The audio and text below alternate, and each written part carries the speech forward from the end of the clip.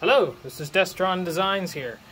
Sharing a little update on YouTube to let you know what's going on, and to also show off the new workspace. I've not actually shown what's happened and what's changed in the last several months, but yeah, this is what's going on now. I now have, if I ever wanted to have, let's say, someone helping me, they got a whole set of tools over here, and you come to this side, and you got the same set of tools on this side.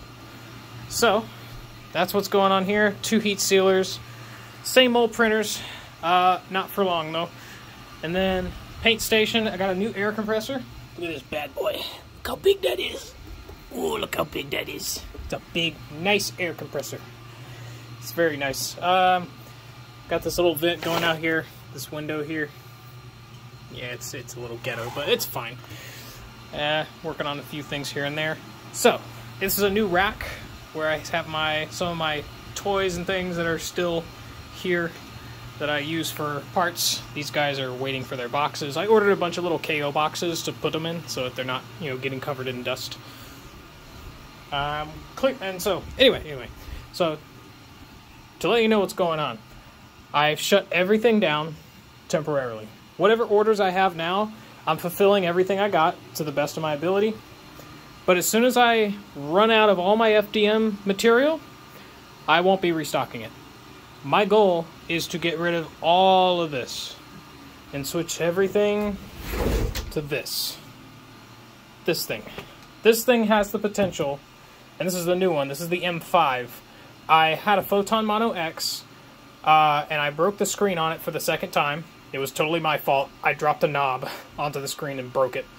So I figured instead of spending the $180 to get a new one, plus waiting 3 to 4 weeks, I'd be better off investing in a newer machine. It's going from a 4K to a 12K printer. It's pretty substantial, at least from what I've noticed. And I'm not just trying to sell you this thing, it's like I'm serious here. Here's a wing. And keep in mind, this needs a little bit of cleaning, but you see the striations on this thing. It's not really... Like, look at that. Compared to what I was printing,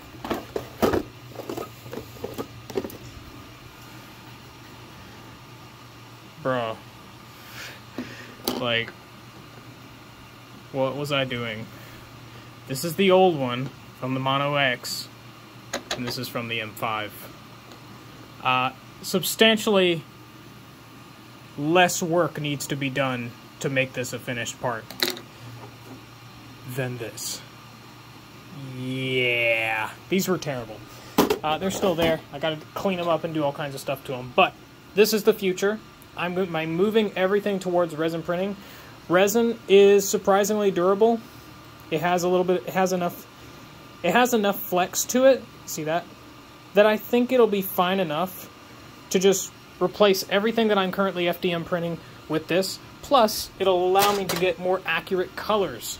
So for Galvatron's parts in particular, we'll no longer need, this sort of off purple.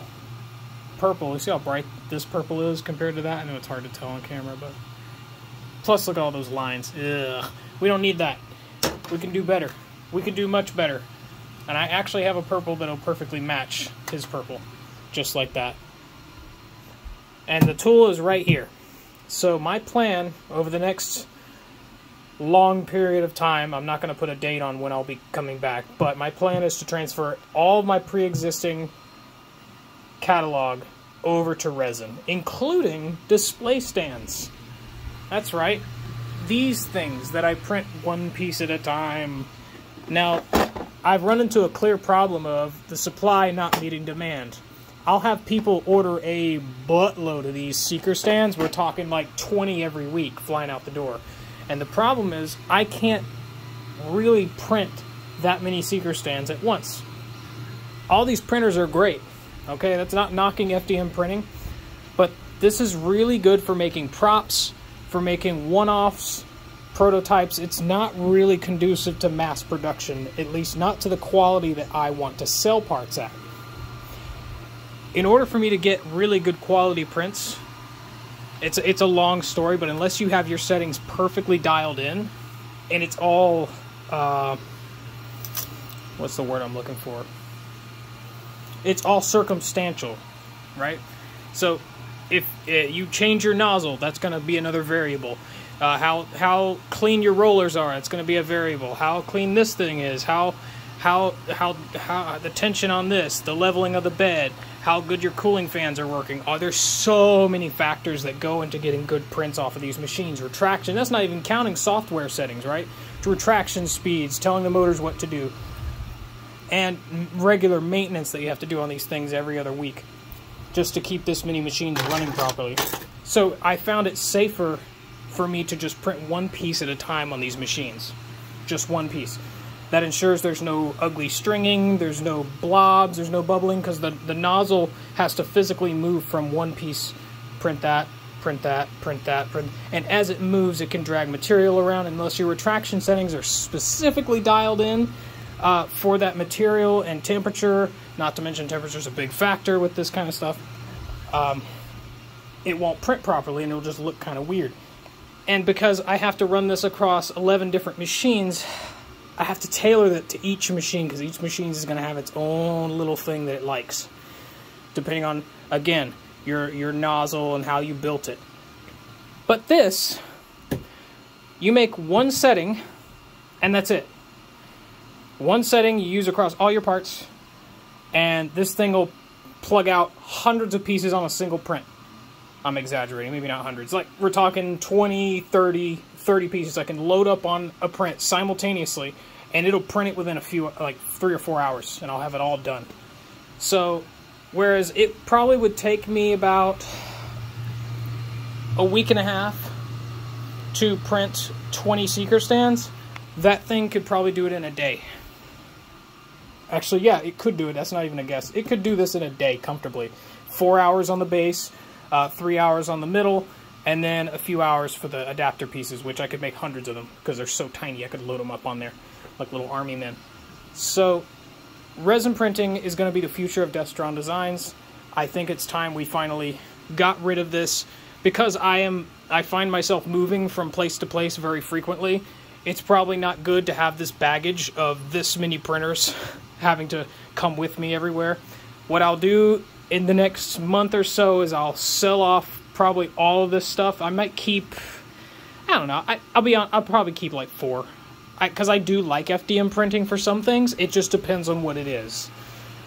But when it comes for stuff for my business, I'm likely not using I'm not going to use this anymore for anything like that. I'll probably just do this for my own hobby's sake. I'll have a few machines that I'll just keep running. I'll probably put them down there, and then I'll invest in 2 more of those. Maybe 2, maybe 3. I love this thing. So I'll probably get 3 more of these, and I'll load them up 1, 2, 3, 4. So I'll have 4 printers there, and then I'll bump that shelf higher because you need clearance to take that hood off. I'll bump this shelf up higher, and then I'll store all my little chemicals and stuff up there. I'll keep the rack, for sure. I think I'm going to keep this rack. I love the rack, but the printers themselves I'm going to try and part out or sell if anyone wants them. So that's what's going on at Destron Designs. Big things, big changes. All my old sets are going to be resin printed from here on out. Megatron, all his parts. I've been FDMing these things for the longest time, and now they're finally going to be resin printed. This is the last order of Megatron parts that I will be selling like this. So stay tuned for more updates over on the Facebook page and on the website if I can ever get my newsletters working. And that's it for now.